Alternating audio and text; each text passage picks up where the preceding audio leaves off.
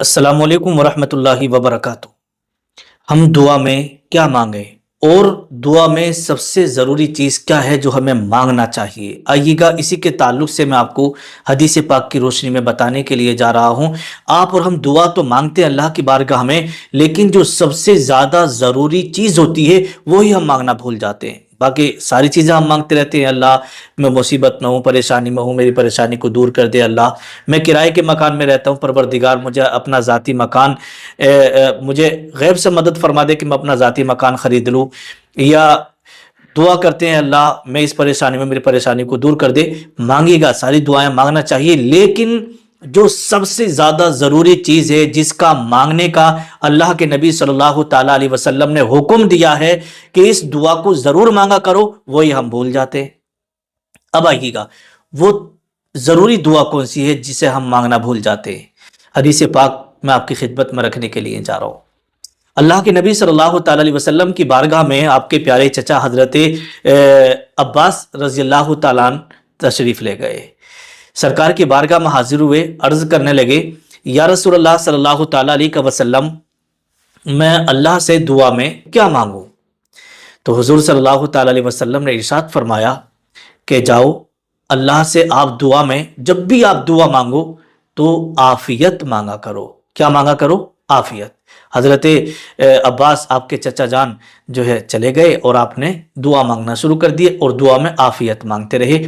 फिर दोबारा आ गए, कुछ दिनों के बाद फिर आए, अर्ज करने लगे, या रसूलल्लाह सल्लल्लाहु ताला अलैहि वसल्लम अब मैं दुआ में अल्लाह की बारगाह में क्या मांगूं।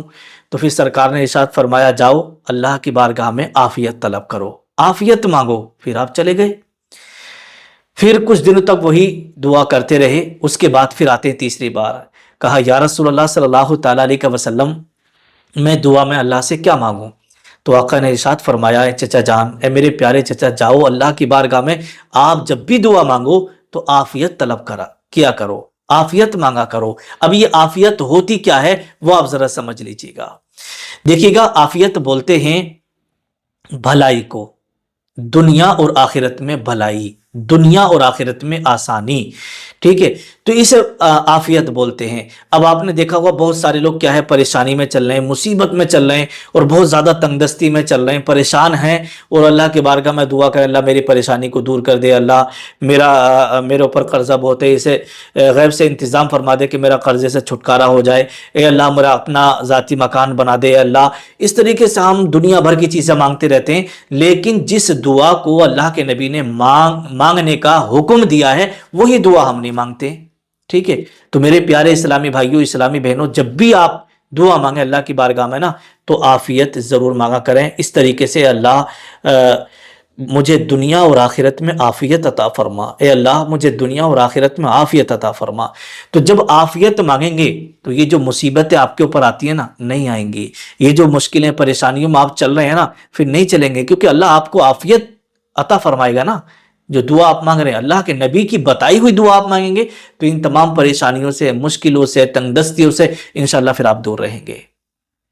और ऐसे ही मैदान महशर में, क़यामत के दिन, आखिरत में नफसी नफसी का आलम होगा, और जब आप यहाँ दुआ मांग चुके होंगे अल्लाह दुनिया और आखिरत में आफियत अता फरमा, तो इंशाअल्लाह तबारक व तआला दुनिया में भी आपको आफियत मिलेगी और आखिरत में भी आपको आफियत मिलेगी।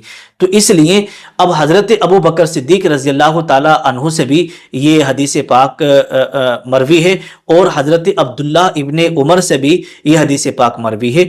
तो अल्लाह के नबी सल्लल्लाहु ताला अलैहि वसल्लम ने अपने उम्मतियों को दुआ में आफियत मांगने की तरगीब दिलाई है और हुक्म फरमाया कि जब भी आप दुआ मांगो तो अपनी दुआ में आफियत मांगा करो, दुनिया और आखिरत में अल्लाह तो मुझे आफियत अता फरमा।